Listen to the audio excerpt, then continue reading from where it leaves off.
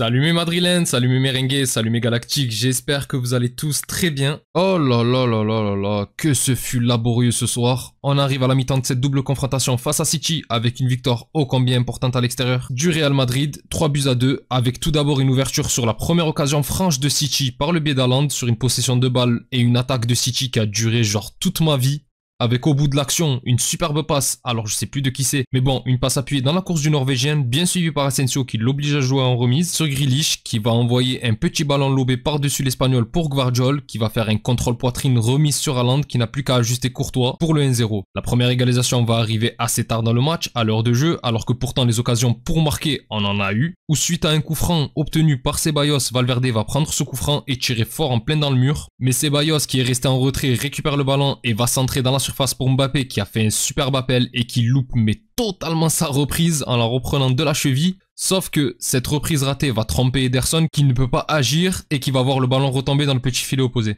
À un quart d'heure de la fin, Ceballos encore lui va cette fois-ci concéder un penalty mais dans une action mais bête où il est en retard sur Foden et où les deux genoux s'entrechoquent. Et non loin de moi l'idée de faire une polémique au vu de la rencontre, mais il me semble que le contact a eu lieu sur la ligne. Mais bon, le penalty va être validé. Et c'est Haaland qui pourtant n'avait jamais marqué face au Real Madrid lors de la présence de Rudiger qui va prendre Courtois en contre-pied pour le 2-1 et marquer un doublé avant que Brahim Diaz qui est rentré en jeu n'égalise à 5 minutes de la fin du temps réglementaire sur l'un de ses premiers ballons. Ou avant ça, il lance parfaitement Vinicius qui bute sur Ederson une première fois qui repousse de la poitrine avant que le ballon ne revienne sur le Marocain qui tire dans le petit filet opposé pour le 2 partout. Et enfin en toute fin de match, lors du temps additionnel, c'est Bellingham qui va offrir la victoire au Real Madrid. Après avoir lui aussi superbement lancé Vinicius dans la profondeur, le Brésilien qui va totalement louper son lob sur le portier de City, mais Bellingham qui est toujours en mode mort de faim avait très bien suivi et fini de pousser le ballon dans la cage vide. Et du coup, victoire du Real Madrid. Mais bon, on va être réaliste. À l'heure actuelle, les deux équipes sont d'un niveau cataclysmique. Aucun des deux clubs ne peut prétendre au titre. Bon, bien sûr, Manchester City, c'est même pire que le Real Madrid. Mais bon, ce soir, franchement, vu l'adversité, alors oui, on a gagné, mais il y a de quoi être inquiet pour les prochains tours aussi. Et qu'on ne me dise pas qu'on a fait un grand match aujourd'hui, c'est faux. On bat City juste parce que défensivement, c'est pire que nous. Et franchement, je pensais pas. De notre côté, au moins, il y a Asensio qui a encore été très bon ce soir. D'ailleurs, on a bien vu qu'effectivement, malgré sa grinta qui est incroyable, il a un point faible non négligeable au niveau du duel aérien. Mais bon, au vu de sa taille, c'est normal. Après, sur le reste, il n'y a rien à dire.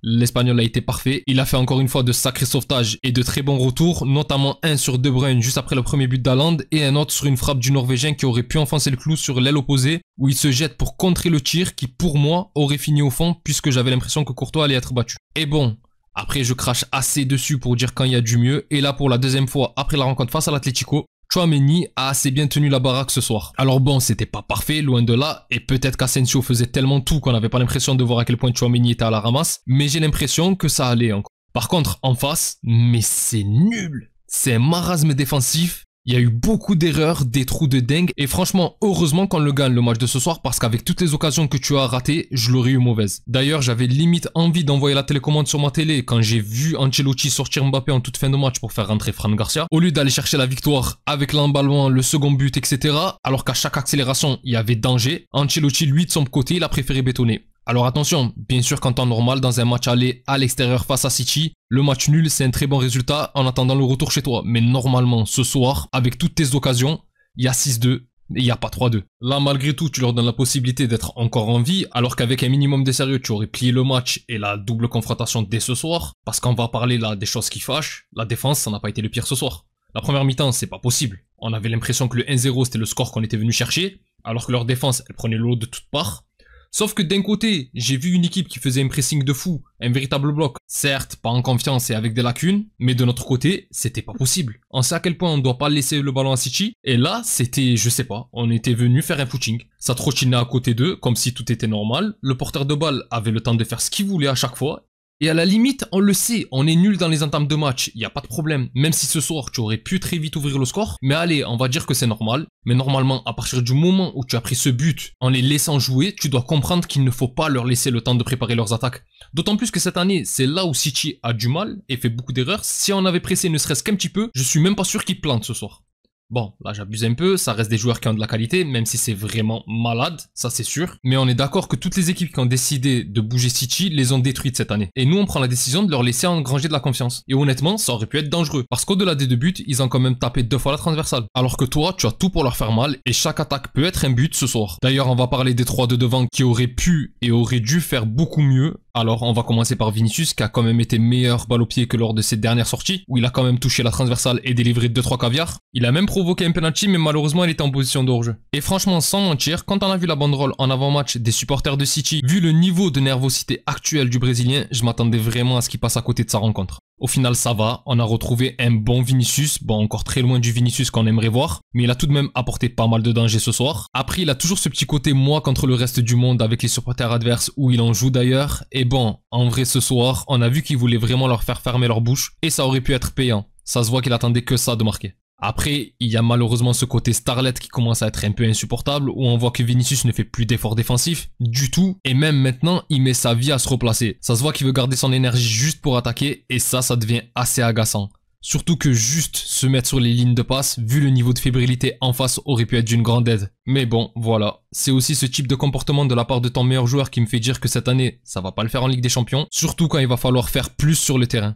Et d'ailleurs, on a vu encore ce soir que même ses propres coéquipiers commencent à se prendre la tête avec lui. On a vu Camavinga juste avant la mi-temps qui lui en voulait de ne pas avoir laissé le ballon filer jusqu'à Mendy. Il y a déjà eu cette engueulade avec Modric en Copa et la gueulante d'Ancelotti à la mi-temps du match face à l'Atlético. Franchement, j'espère que ça va s'arranger tout ça parce que ça sent pas bon. Et là, il y a un conflit à chaque rencontre désormais. Bon, après, comme j'ai dit, ça va encore ce soir. Il a plutôt été bon. On ne va pas retenir ça de son match. Bon, après, de l'autre côté, Rodrigo. Bon, lui, c'est un petit peu différent. Des 3 de devant, c'est quand même celui qui redescend le plus défendre. En première mi-temps, on l'a beaucoup vu, il a notamment donné 2-3 ballons intéressants, dont un pour Mbappé juste avant la pause où le Français est seul, où il veut trop s'appliquer et au final il va tirer les pigeons, mais on va y revenir sur le match du Français. Concernant le Brésilien par contre, lui c'est plutôt été en deuxième mi-temps, et quand j'avais dit qu'en avant-match j'espérais réellement qu'Ancelotti sortirait le moins bon des 3 en cas d'entrée de Brahim, ben honnêtement je m'attendais pas à ce que ça soit lui en fait. Du coup c'est vrai que je voulais voir s'il allait oser sortir Vinicius plutôt que Rodrigo, sauf qu'au final c'est bien Rodrigo qui a été le plus discret vers la fin du match.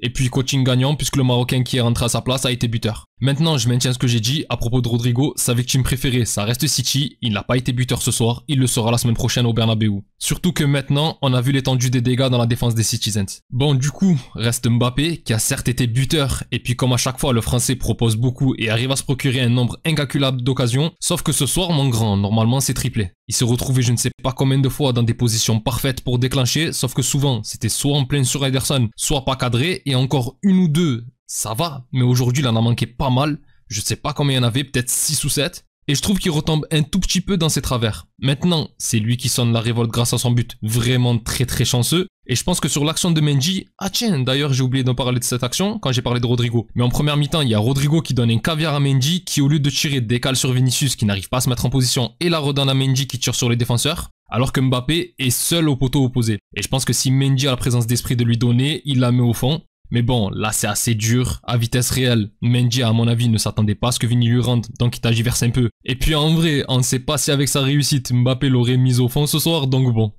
Après comme j'ai dit, c'était pas le match du siècle, mais le plus dur a été fait. Maintenant, on se reconcentre sur le championnat, où il faut impérativement gagner face à Osasuna pour garder la première place. Et on verra la semaine prochaine pour le match retour. Enfin bref mes galactiques, c'est tout pour moi concernant ce match. Si la vidéo vous a plu, n'hésitez pas à liker et à vous abonner, c'est un soutien très important pour la chaîne et je remercie toutes les personnes qui prennent le temps de le faire. Vous êtes les meilleurs. Pour les autres, on se retrouve pour la vidéo d'avant-match de la rencontre face à Osasuna de ce week-end. D'ici là, je vous souhaite une excellente journée ou soirée selon l'heure à laquelle vous regardez cette vidéo. Prenez tous soin de vous et encore et toujours, hasta le final, vamos Real. Salut.